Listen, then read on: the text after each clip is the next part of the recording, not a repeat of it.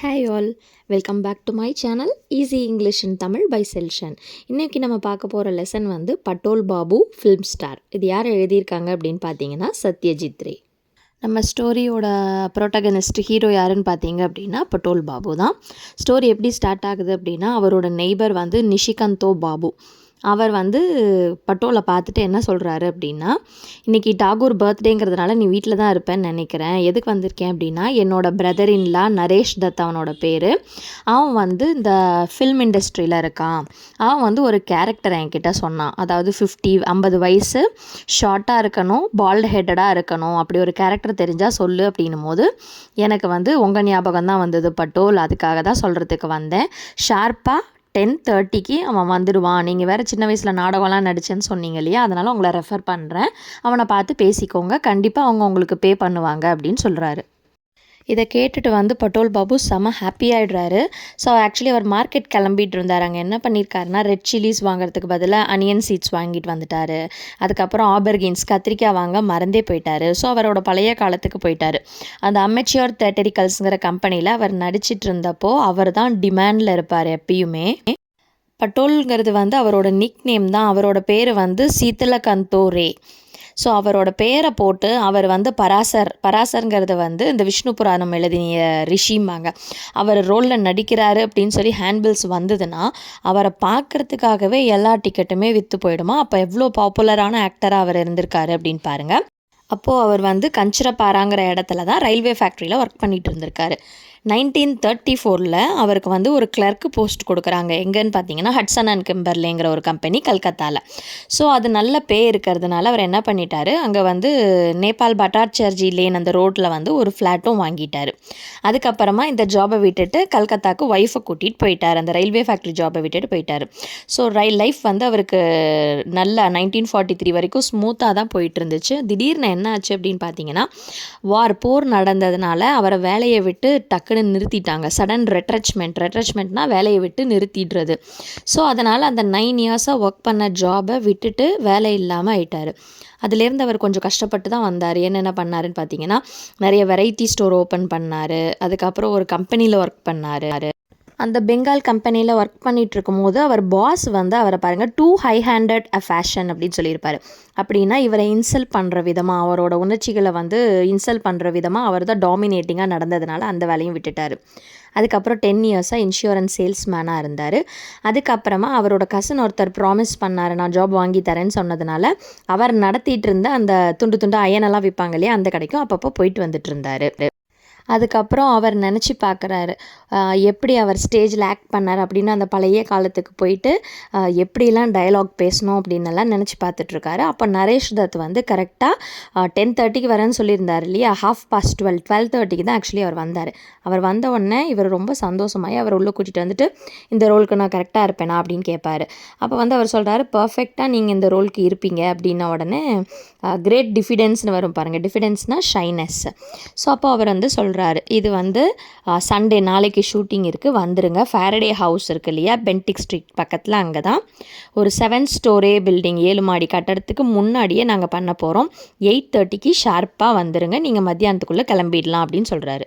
பட்டோல் வந்து ஒரு passionate dedicated actor. So அதனால் என்ன பண்ணுறாரு, என்னோடய ரோல் பற்றி நீங்கள் சொல்லவே இல்லையே அப்படின்னு கேட்டோன்னா அவர் சொல்கிறாரு, பெடஸ்ட்ரியன்னா அந்த ரோட்டில் நடந்தெல்லாம் போவாங்க இல்லையா, அவங்க தான். அதுவும் முக்கியமாக ஹைலைட் பண்ணி சொல்கிறாரு, ஆப்சன்ட் மைண்டட், ஷார்ட் டெம்பர்டு, டக்குன்னு கோவம் வர்ற மாதிரி ஒரு பெடஸ்ட்ரியன் தான் நீங்கள். ஒன்று அவர் கேட்குறாரு, உங்ககிட்ட அந்த ஜாக்கெட் இருக்கு இல்லையா, நெக் வரைக்கும் போடுற மாதிரி ஸ்வெட்டர் இருக்கான்னு கேட்குறாரு. உடனே இவர் என்கிட்ட உள்ளன் இது இருக்குது அப்படின்னோடனே, சரி ஓகே, சீன் வந்து வின்டரில் எடுக்கிற மாதிரி தான், ஸோ நீங்கள் அதை போட்டு வந்தீங்கன்னா பர்ஃபெக்டாக இருக்கும், வந்துருங்க அப்படிங்கிறாரு. உடனே பட்டோலுக்கு இம்பார்ட்டண்ட்டாக தோணுது. ஏன்னா அவர் நாடக நடிகர் இல்லையா, நிறைய டயலாக்ஸ் பேசி தான் நடிப்பாங்க. ஸோ டயலாக் இருக்கா அப்படின்னோடனே, அஃப்கோர்ஸ் உங்களுக்கு டயலாக் இருக்குது, நீங்கள் அங்கே வாங்க, ஸ்பாட்டுக்கு வந்தோடனே நாங்கள் தரோம் அப்படின்னு சொல்லிட்டு அவர் கிளம்பிடுறாரு. உடனே நரேஷ் தத் பழசெல்லாம் யோசிச்சு பார்க்குறாரு. முன்ன எப்படி நான் வந்து ஸ்டேஜில் ஒரு டெட் சோல்ஜராக ஆக்ட் பண்ணேன், நான் எப்படி என்னோடய கையை காலை விரித்து வச்சுட்டு கீழே விழுந்து கிடந்தேன், அதை பார்த்துட்டு அந்த முனிசிபாலிட்டி சேர்மேன் எனக்கு சில்வர் மெடல் கொடுத்தார் இல்லையா அப்படின்னு சொல்லி ரொம்ப பிளான் பண்ணிகிட்டு இருக்காரு. அதுக்கு அவங்க ஒய்ஃப் சொல்கிறாங்க, counting your chickens again before they are hatched are you அப்படிங்கிறாங்க. இது வந்து முக்கியம், அடிக்கடி கேட்பாங்க கொஷின்ஸில்.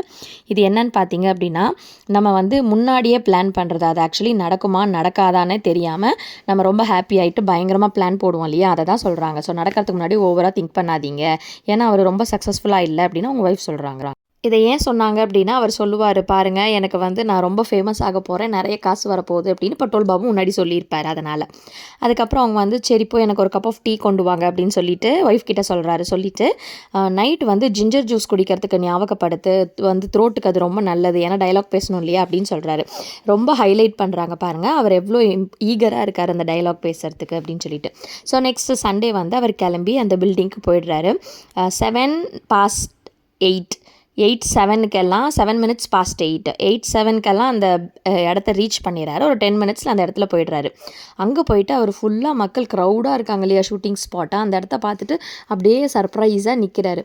அவருக்கு தெரிஞ்சதே நரேஷ் தத் மட்டும்தான். ஸோ அவரை தேடிட்டு இருக்காரு. அவர் வந்துட்டு இவரை வந்து பட்டோல் பாபுங்கிறதுக்கு பதிலாக அத்துல் பாபும்பார். ஏன்னா ஹார்ட்லி ஒரு 5 minutes தான் அவங்க பேசியிருப்பாங்க. ஸோ அதுக்கப்புறம் பரவாயில்லையே நீங்கள் ரொம்ப பங்க்சுவலாக இருக்கீங்க அப்படின்னோடனே, ஆமாம்மா நான் ஒர்க் பண்ண ஹட்சன் கிம்பர்லியில் ஒரு நாள் கூட லேட்டாக போனதில்லை அப்படின்னு சொல்லிட்டு பார்த்துட்ருக்காரு எல்லாத்தையுமே. உடனே அவர் வந்து நரேஷ் தத்தை வந்து அங்கே என்ன சொல்கிறது, கேமரா பக்கத்தில் இருக்கவங்க கூப்பிட்ட உடனே அவர் அங்கே போயிடுவார். ஸோ இவர் என்ன பண்ணுறாரு, அங்கே போயிட்டு அங்கே பக்கத்தில் ஒரு பான் ஷாப் இருக்குது, அதோட நிழலில் போய் நின்றுட்டு இவங்க எப்படி ஒர்க் பண்ணுறாங்க அப்படிங்கிறது எல்லாத்தையுமே பார்த்துட்ருக்காரு. அப்போ தான் அவருக்கு டக்குன்னு ஞாபகம் வருது, அச்சோ என் டயலாகை வாங்கவே இல்லையே நம்ம அப்படின்னு சொல்லிட்டு, சரி நம்ம முன்னாடியே வாங்கினா தான் ப்ரிப்பேர் பண்ணி கரெக்டாக நடிக்க முடியும், எந்த பிரச்சனையும் சொதப்பலும் இல்லாமல் அப்படின்னு சொல்லிட்டு கேட்க போகும்போது பார்த்தீங்கன்னா சைலன்ஸ் அப்படின்னு சத்தம் வருது. ஸோ இப்போ என்ன பண்ணுறாரு, டைரக்டர் வந்து ஷார்ட் எடுக்கிறதுக்கு ரெடி ஆகிட்டாரு. அப்போ நரேஷ் தத் வந்து கப்ட் அப்படின்னா வாயில் கையை வச்சுட்டு கத்துறாரு. ஷூட்டிங் ஸ்டார்ட் ஆகுது, யாரும் கத்தாதீங்க, இடத்த விட்டு மூவ் பண்ணாதீங்க, கேமராவை ரவுண்ட் பண்ணி நிற்காதீங்க அப்படின்னு சொல்லி கத்திட்டு ஸ்டார்ட் பண்ணுறாங்க. அப்போது டைரக்டர் என்ன பண்ணுறாருன்னு பார்த்தீங்கன்னா, start sound running camera rolling action அப்படின்னு அவர் சொன்னதுமே ஒரு யங் மேன் வந்து கிரே கலர் பிங்க் கலரில் கோட் சூட் போட்டிருக்கான்.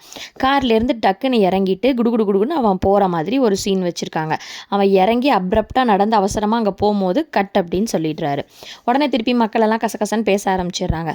அப்போ பட்டோலுக்கு பக்கத்தில் இருக்கிற மனுஷன் வந்து கேட்குறான், இந்த மாதிரி அவர் யாருன்னு எனக்கு தெரியுதா அப்படின்னு. ஒன்று இல்லையேன்னு, அதுதான் சஞ்சல் குமார், நல்ல வேகமாக வளர்ந்துட்டு வர யங் ஹீரோ அப்படின்னு சொல்கிறாரு. 4 ஃபிலிம்ஸில் அவர் ஆக்சுவலி லீடிங் ரோலில் நடிச்சிட்ருக்காரு அப்படின்ன உடனே இவர் யோசிக்கிறார், அவரோட ஃப்ரெண்ட் கோட்டி பாபு கூட சொல்லியிருக்காரு இந்த பேரை. அதை பார்த்த உடனே இவருக்கு தோணுது, அந்த கோட் சூட்டுக்கு பதிலாக சஞ்சல் குமாருக்கு வந்து அந்த பெங்காலி தோத்தி இல்லைனா பஞ்சாபி தோத்தி போட்டு விட்டுருந்தோம் அப்படின்னா, அப்படியே ஒரு மயிலை கொடுத்துட்டோம் அப்படின்னா பார்க்கறதுக்கு அப்படியே லார்டு முருகர் மாதிரியே இருப்பார் அப்படின்னு சொல்கிறாரு. ஏன்னா முருகன்னா அழகு இல்லையா, அந்த அழகாக இருக்கார் இவர் அப்படின்னு அவர் சொல்கிறாரு. ஸோ அதே டைமில் அவர் நினச்சி பார்க்குறாரு, கஞ்சரப்பாராவில் வந்து மோனோடாஷ்னு ஒருத்தர் இருக்கார், அவரோட பேர் சின்னு. அவரும் இவரை மாதிரியே ரொம்ப அழகாக இருக்கிறதுனால அந்த காலத்துலலாம் நாடகத்தில் வந்து ஜென்ஸே வந்து லேடிஸ் வேஷமும் போடுவாங்க. ஸோ அதை ரீகால் பண்ணி பார்க்குறாரு. உடனே பார்த்துட்டு அந்த நெய்பர்கிட்ட கேட்குறாரு, யார் டைரக்டர் அப்படின்னு. அவர் சொல்கிறாரு, பேரன் முலிக், ரீசெண்டாக அவர் 3 ஹிட் மூவிஸ் கூட கொடுத்துருக்காரு அப்படின்னு. உடனே இவருக்கு கொஞ்சம் ஹாப்பியாக இருக்குது, அட்லீஸ்ட் ஒய்ஃப் கேட்டால் யார் ஹீரோ யார் டைரக்டர்னாவது சொல்கிறதுக்கு நமக்கு தெரிஞ்சிருக்கே அப்படின்னு சொல்லிட்டு. அதுக்கப்புறம் இவர் போயிட்டு டீ குடிக்கிறாரு நரேஷ் தத்தோட. அப்போ வந்து கேட்குறாரு, என்னோட டயலாக் இன்னும் எனக்கு தரவே இல்லையேன்னு. உடனே அவர் சொசாங்கோ அப்படிங்கிற ஒரு பையனை கூப்பிட்டுட்டு இவரோட டயலாகை பேப்பரில் எழுதி கொடுங்க அப்படின்னு சொல்லிட்டு போயிடுறாங்க. உடனே அவர் வந்து ஜோதிங்கிறவர் ஒருத்தர்கிட்டேருந்து பெண்ணை கடன் வாங்கிட்டு எழுதி டயலாகு கொடுத்துறாரு. அதை வாங்கி பார்த்ததுமே பட்டோல் பாபுக்கு ஃபுல்லாக ஷாக் ஆகிடுச்சு. ஏன்னா அதில் எழுதியிருக்கிறது ஒரு வேர்டுன்னு கூட சொல்ல முடியாது, ஒரு ஜஸ்ட் சிலபல் ஓ அப்படிங்கிறது தான் எழுதியிருக்காங்க. இதை பார்த்துட்டு அவர் கொஞ்சம் அப்செட் ஆகிடுவார். ஸோ அதை பார்த்துட்டு சொசாங்கோ கூட ஐப்ரோஸ் எல்லாம் சர்ப்ரைஸில் வச்சுட்டு கேட்பார். அப்போ வந்து அவர் என்ன பண்ணுவார் அப்படின்னா, அவருக்கு எக்ஸ்பிளைன் பண்ண ஆரம்பிக்கிறேன். பேரன் முலிக்கோட படத்தில் நடிக்கிறது எவ்வளோ பெரிய விஷயம் தெரியுமா? இன்னொன்று வந்து பேசக்கூட வேணாம், சும்மா நாங்கள் இங்கேயும் அங்கேயும் ஸ்பாட்டில் வந்துட்டு போகிறோன்னு எத்தனை பேர் ஏங்கிட்டு இருக்காங்க, அங்கே பாருங்கள் அவ்வளோ பேரும் நின்றுட்டுருக்காங்க அப்படின்னு சொல்லி காமிச்சிட்டு, ஈவன் ஹீரோக்கு கூட இன்றைக்கி டயலாகே இல்லை சார், உங்களுக்கு மட்டும்தான் டயலாக் அப்படின்னு கன்வின்ஸ் பண்ணுறாங்க. அதை எடுத்ததுக்கப்புறமா பட்டோல் பாபு என்ன பண்ணுறாரு, ரொம்ப வெக்ஸ் ஆகிடுறாரு. என்ன இவங்க என்னோடய லெக்ஸை புல் பண்ணுறாங்களா என்ன, இப்படி கூட்டிகிட்டு வந்து இவ்வளோ பெரிய ஆக்டரை இப்படி ஒரு டயலாக் கொடுத்து பேச சொல்லி இது பண்ணுறாங்களே அப்படின்னு சொல்லி என்ன சொல்கிறது, ஒரு மாதிரி விரக்தியில் வந்து கண்ட மேனிக்கு பேப்பரை க்ரம்பிள் பண்ணி தூக்கி எறிஞ்சிட்டு போடுறாரு. போயிட்டு ஒரு இடத்துல இருக்கும்போது தான் அவருக்கு டக்குன்னு ஒரு விஷயம் தோணுது, இந்த மாதிரி பேசாமல் கராலி பாபு வீட்டுக்கு போய் எவ்ரி சண்டே வந்து காடஸ் காளியை அவங்க பாடுவாங்க, அதையாவது பண்ண போயிருக்கலாமே அப்படின்னு நினைக்கிறாரு. அப்போ நினச்சிட்டு இருக்கும் போது தான் டக்குன்னு அவருக்கு வந்து ஒரு மைண்ட் வாய்ஸ் வருது.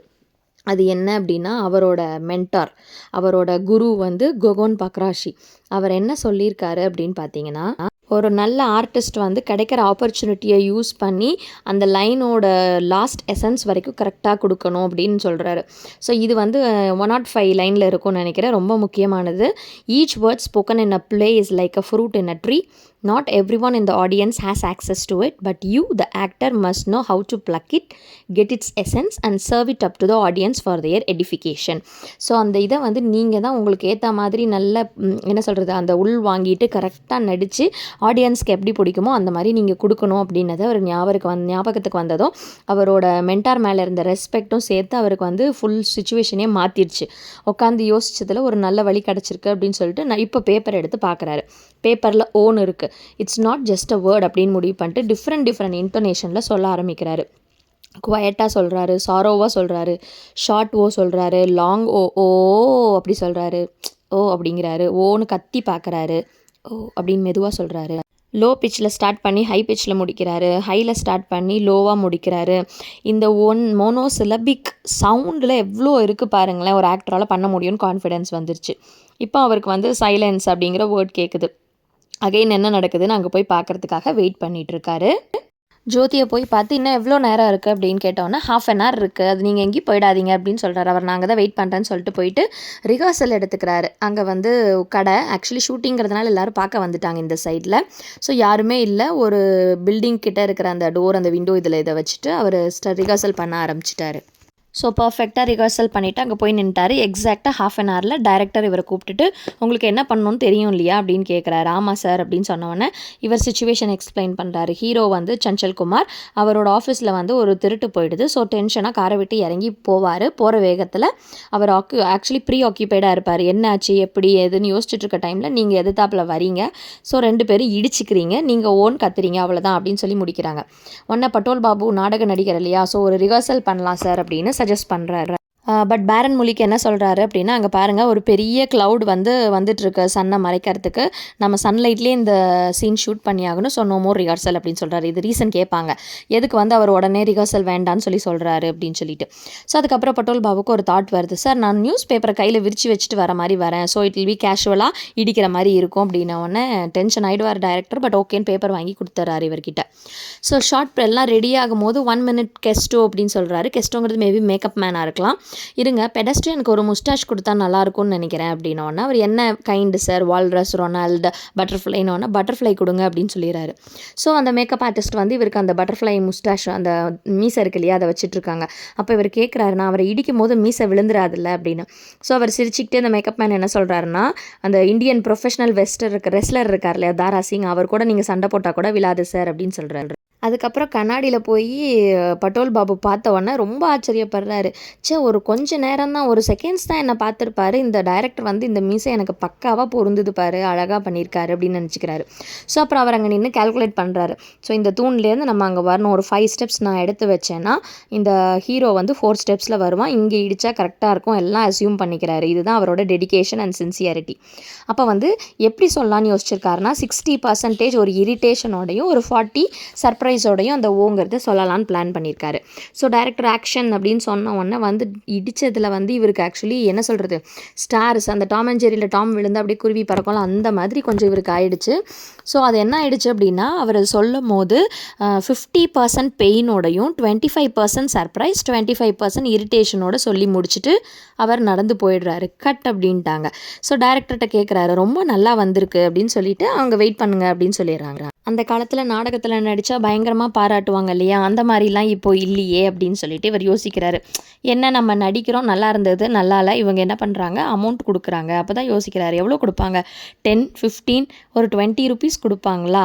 ஸோ அது வந்து வேண்டாம், நம்ம வந்து சாட்டிஸ்ஃபைடாக பண்ணியிருக்கோம் இந்த ரோலை, பர்ஃபெக்டாக அவர் ஹாப்பியாக இருக்கார். பர்ஃபெக்ஷன் அண்ட் டெடிகேஷன் முன்னாடி இந்த 20 ரூபாலாம் என்னத்துக்காக போகுது அப்படின்னு சொல்லிட்டு பணம் வாங்காமையே பட்டோல் பாபு கிளம்பிடுறாரு. ஸோ 10 minutes கழிச்சு நரேஷ் தத் வந்து இவரை தேடி பார்க்கும்போது எங்கே போயிட்டார், அவர் காசே வாங்காமல் போயிட்டாரே அப்படின்னு யோசிக்கிறாரு. ஸோ இதோட தீம் என்னன்னு பார்த்தீங்க அப்படின்னா, ஆக்சுவலி சத்யஜித் ரே வந்து ஒரு டைரக்டர் தானே. ஸோ அவர் என்ன எடுத்திருக்காருன்னா, நிறைய பேர் இந்த மாதிரி தான் சின்ன ரோல் தான் பண்ணியிருப்பாங்க, பட் வந்து அவங்கள அந்த ஸ்க்ரீனில் பார்க்கும்போது அந்த டெடிகேஷன் அவங்க நம்ம மைண்டில் நின்றுட்டு போயிடுவாங்க. ஸோ அந்த மாதிரியான கலைஞர்களுக்கு ஒரு டெடிகேஷன் கொடுக்குற மாதிரி அவர் எழுதியிருக்கிறாரு அப்படின்னு நம்ம இதை எடுத்துக்கலாம். இதுதான் பட்டோல் பாபுவோட ஜிஸ்ட்டு. இதில் ஏதாவது டவுட்ஸ் இருந்ததாலோ இல்லை இன்னும் உங்களுக்கு என்ன வேணும் அப்படின்னாலும் கமெண்ட் பண்ணுங்கள். பை.